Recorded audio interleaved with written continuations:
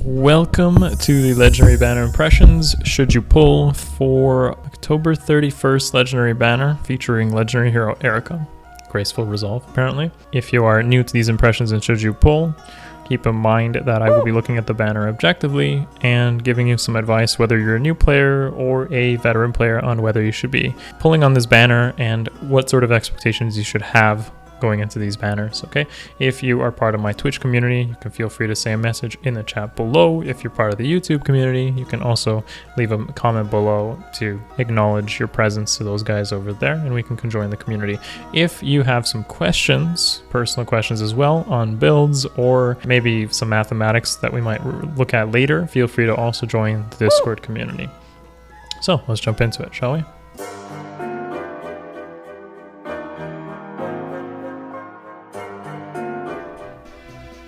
Now and forever, let me stand by your side. Okay, so here is our brand new legendary hero. This is Eirika, her third version to join us here in Fire Emblem Heroes. This was to be expected because Eirika is a good counterpart to Ephraim, both lords from Sacred Stones. Makes sense. I didn't expect it so soon. I guess they're kind of ignoring Corrin for the time being, but yeah, I definitely did expect it. Now, she does give an attack boost to units. That is her blessing that she provides. She is unfortunately a sword red cavalier, and that movement type is actually quite saturated. In fact, like pretty much every sword unit in this game, whether they're infantry, cavaliers, I guess armors are the only ones that aren't. Armors and flyers are the only ones that are not so saturated. When it comes to cavs and infantry, there's a lot of them. And there's plenty of choices already that is going to make Eirika herself not stand out just by unit type. However, as we'll see in a moment, that probably won't be the case, and she will definitely stand out in her own right, as all legendary heroes do in one way or another. So yeah, she's a promoted unit. Kind of, that's what all legendary heroes are so far. Pretty cool. Okay, we'll start with the lower interesting stuff, and we'll move from the bottom to top. So Moonbow, nothing fancy. However, we'll see in a moment that it is actually pretty synergistic with the rest of her kit. Attack speed solo, this is brand new. We already had attack res solo on the previous Yu-Gi-Oh card candidate, which was Flora, and brand new odd defense wave. I believe that's brand new. I think the other guys, which were Silas and Summer Xander, the other one, the Hoshid and Xander, had even defense wave if I was right. So that's pretty cool as well. So Moonbow and Lunar Brace. Let's talk about this first of all. So Lunar Brace makes it so her cooldown charge is increased by 1 for whatever special you choose to give her. And it's like, the reason they do this is because it comes with a built-in Luna effect. Essentially, it deals 50% of whatever the foe's defense is. Almost the same as cutting through Luna, or if you want to call it a reverse bonfire. So if an enemy has 40 defense, you're giving yourself a bonus 20 damage, for instance, on her hits. Now, combine that with Moonbow, or if you combine it with Luna, for instance, you end up having insane amount of damage, which is up to 80% with Moonbow, or 100% with Luna, which is absolutely insane. It's going to make her stand out quite a lot.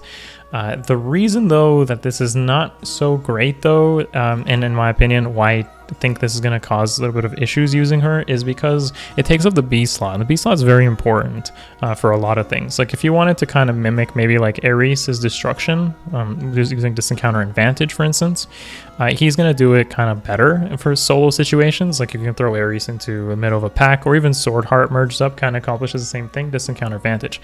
Now, if we ever did see something maybe like a Vantage Seal, this might work kind of in her favor as well, but then the issue still arises: how does she charge her special quick enough? Because horses can't use special spiral. So as a solo candidate compared to like Sword Heart and Akariss, she's going to be interesting, but she's definitely going to have some crazy amount of burst, especially if you combine with maybe like Wodao, Luna, or Ether, and Lunar Brace. You're going to have some really big hits that way. Now, attack speed solo and Storm Siglinde is why she ends up being a solo unit. So Storm Siglinde has 3 extra attack, which makes it a 19 might weapon, and essentially it works the same way as the Ephraim's weapon did on his legendary version, which is as long as there's more enemies around her, like you're outnumbered, she's going to get bonus stats, which is defense and res 3, and I'm sure she'll appreciate that, because Eirika generally isn't known for being very tanky. She's known for being fast and pretty lowish attack in general from both her game and in this game in general. And she also gets special cooldown recharge, and this is regardless of whether it's on the enemy phase or player phase. It's kind of like the whole special fighter gimmick, so she's going to get extra special charge, and that's going to make it really reliable for her to even use her base moonbow, for instance, because it'll be at 3 charge, enemy hits you 2, and you can hit back. You can use Luna, for instance, and that will likely charge up very quickly as well, or even Ether at a 6 charge will be fine. So yeah, she's definitely going to be very good as a solo unit, but there is a lot of competition there, and even, you know, if you're just like a brand new player, a merged up like Elwood with Blazing not Blazing, is it Blazing Durandal? I think it is Blazing Durandal. It's still going to be a very good solo candidate as well, and you don't have to necessarily solo with him. You could still use cavalry buffs to your advantage and such. So I think she's going to definitely be, you know, kind of good as a unit, and as all legendary heroes are. But if you just invest in 3 and 4 star, you know, cavaliers like Akariss and Elwood, you're not really going to need to really have Eirika as another unit on the team. She's not going to really do anything different than those two would already do on your team comp as it is. So unfortunate, but the attack bonus for water is definitely going to be appreciated beyond that. So you see that she has 38 HP there, which means that she's probably going to be more min-maxed than some of the other red cavaliers who may have had too much HP, for instance. Or, yeah, she's definitely going to be more min-maxed. And I think based on how much attack is going on here, as we'll see in just a moment, when she hits Volter, I believe somebody calculated that her attack here would be about 31 if this Volter is from his Grand Hero battle, which is most likely the case.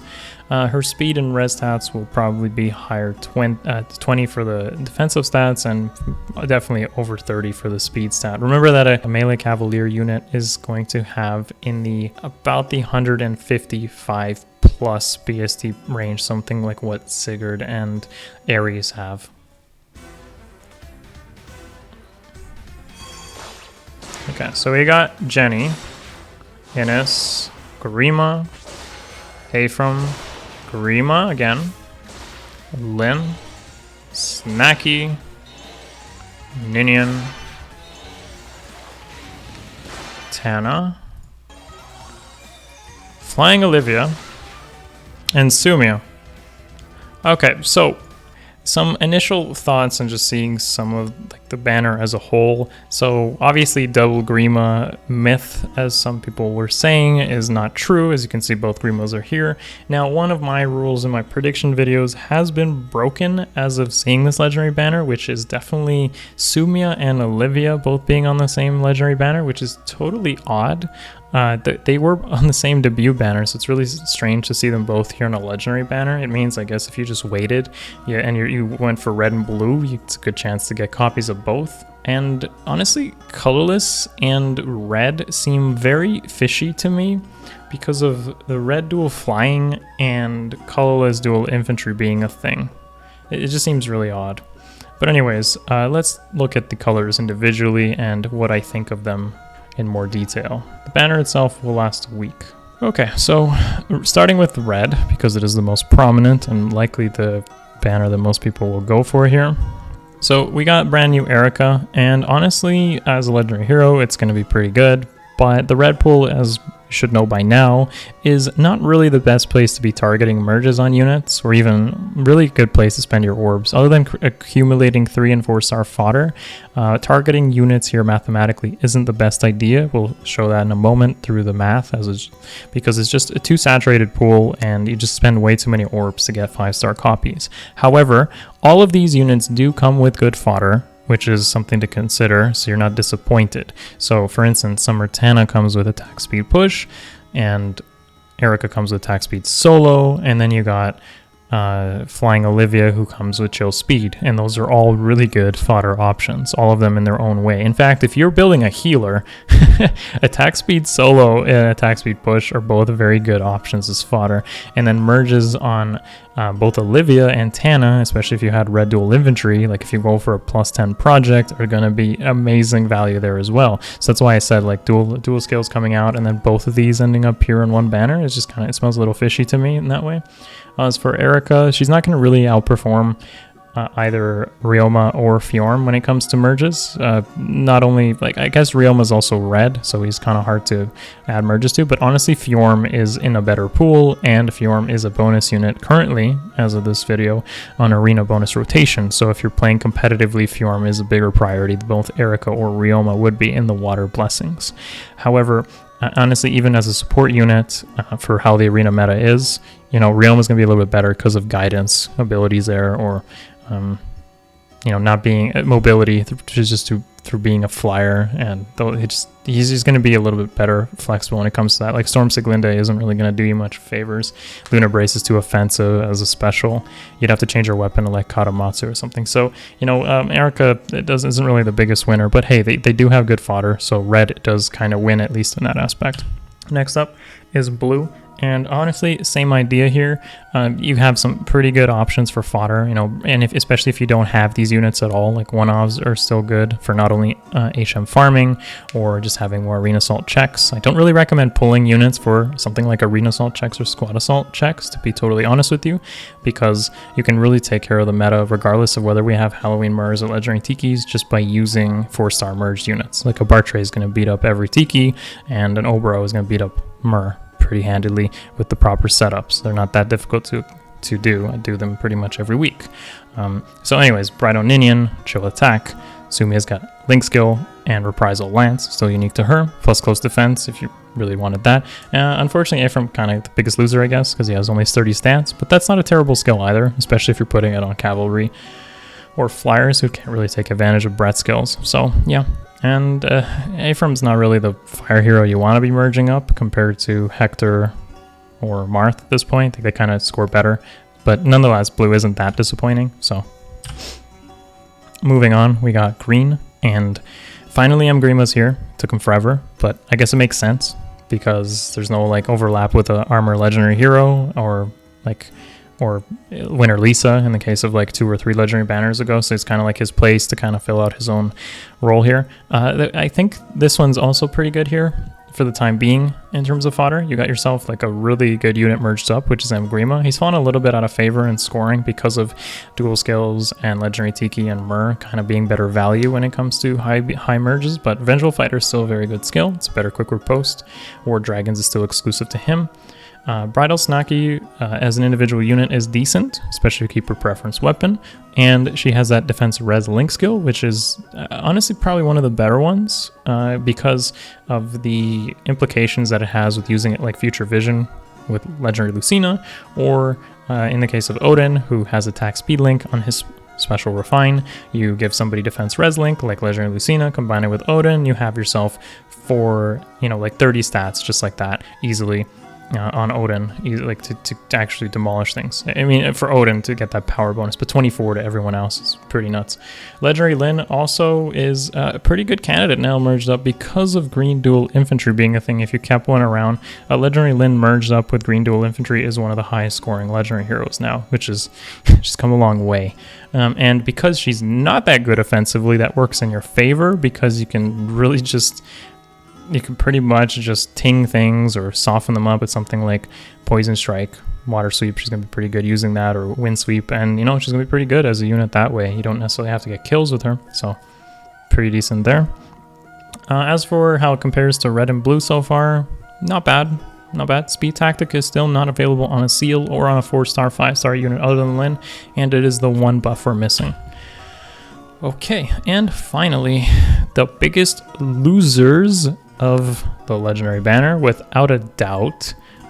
This was like a giant shock to me. I have no idea why these guys are here, and the only real implication that I could see for why this group of clowns is here in colorless is because of colorless dual infantry. I have absolutely no idea otherwise why they're here, because like Jenny has Wrathful Staff, but if you wait maybe 1 or 2, 3 months, maybe Veronica's going to show up with Wrathful Staff as a better colorless pull, as both a merge and the fact that she has like Close Guard and Wind Fireball plus. Like pulling for Jenny or getting copies of Jenny is just like feels bad at this point. But I guess if you go for a plus 10 with colorless dual infantry, she's going to be a pretty good unit, just like all healers would be. But at that point, why not just invest in a 3 and 4 star healer, and you really only get Wrathful Staff fodder in that way.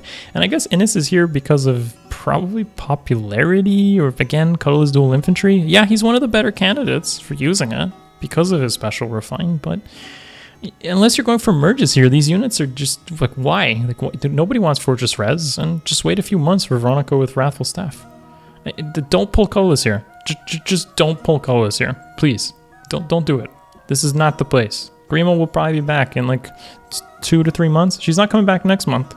Don't feel like it's a rush to do it. I don't even expect colorless flying duel to happen anytime soon. If it does, I'd be very surprised. But honestly, don't feel like really rushed to go through this. So the biggest loser, colors, absolutely don't touch it. So quick review yet again. Between red, blue, and green, honestly, it's tough because it totally depends on your type of situation.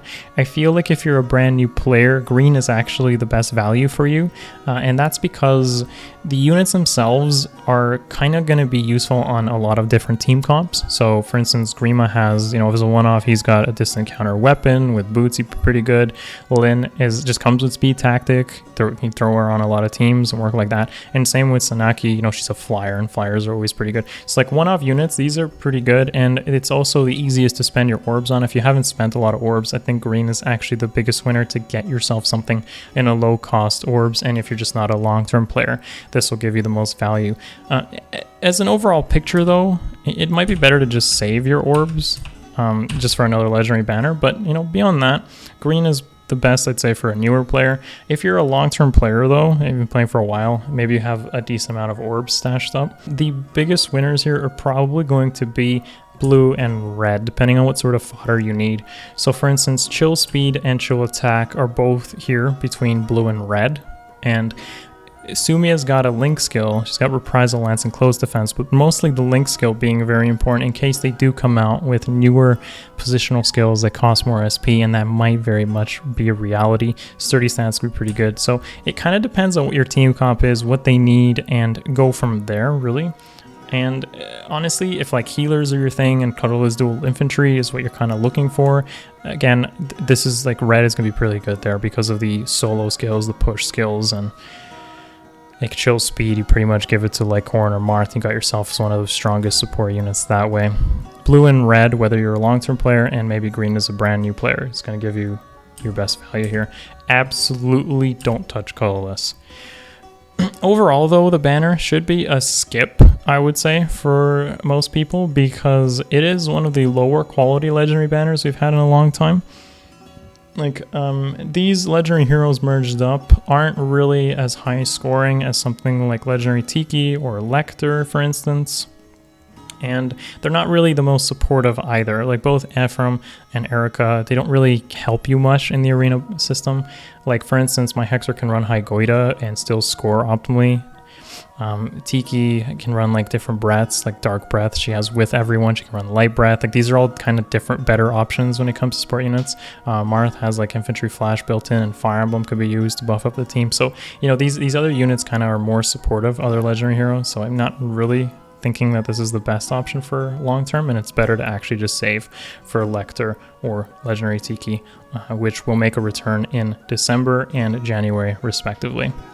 Also, we are getting a brand new colorless legendary hero next month, so that could be something very important to consider. And on top of that, we are expecting maybe 3.0 to release either in November or December, for all we know. So look out for that, and maybe skipping to save your orbs for those situations would be a lot better than this legendary banner. So finally, the mathematics. I want to take a quick look at that. So if you're not familiar with mathematics and how the gacha works in Fire Emblem Heroes, essentially the pools that are the most saturated, that have the most amount of units in them, have a lower chance of getting that unit, whether it's a 3 or 4 star unit or a 5-star focus unit. It's just how the actual orb color spawns, and how it looks through it. The mathematics can all pretty much be found on different resources like Gamepedia or Reddit. There's definitely posts to it to explain in more detail, but I want to summarize it so you can walk into these legendary banners with the proper expectations. So red is the hardest. So if you're walking in here trying to target Eirika, for instance, like expect to spend more than 200 orbs for a single copy of Eirika. That's the average count. There's going to be people above it, up to 400 for instance, and people who spend like almost nothing. But the thing is, there's a big variance there, and you can't really expect to be a person that just gets a free summon Eirika every single legendary banner. It's just not going to happen, and those are unrealistic expectations. The best way you can secure yourself something in a random simulation like this is to save up orbs and target it. So if you like Eirika here, then you're going to want to wait 3-4 months when she makes a return, save your orbs properly, and get her more reliably then, especially if you haven't saved up orbs. There's definitely, the thing with legendary banners though is because they have a rate up increase, it means that as long as you're okay with a specific color, like red for instance, you're okay with Olivia, you're okay with Eirika, and you're okay with Tana, it means that it is good value for your orbs though if you don't care who you get, because the rate up means that you see those heroes more often. And this is even more the case for something like green. If you see green orbs, there's a good chance that those are 5-star focus units, and they will definitely show up quite a lot. In fact, the average amount spent for green, for instance, would only be like for a single copy would be maybe around like 50 to 60 orbs, as you can see here, and that's not a lot. You know, it's not even about a 5th to 6th of your monthly income. So if you're targeting 5 stars and you're okay with the fodder you get, legendary banners are definitely the place to do it. Again, big warning for red: you spend a lot of orbs, and you know you might not end up with a lot of things. So you know, if you avoid hype on Eirika and maybe plan for it in the future, if you have somebody like Legendary Marth in mind, it's the same idea. Ryoma as well. Red is difficult to target 5-star focuses. So yeah, that's pretty much my take on this Legendary Banner. Honestly, not as impressed as I am on some of the previous ones. I guess that's a good thing if you want to save orbs. If you like a particular unit or colors from this Legendary Banner, please let me know in the comments below. And feel free to join the Discord for any more specific questions you might have, and I'll definitely take a look at them there. Alright guys, I'll see you in the next video. Peace.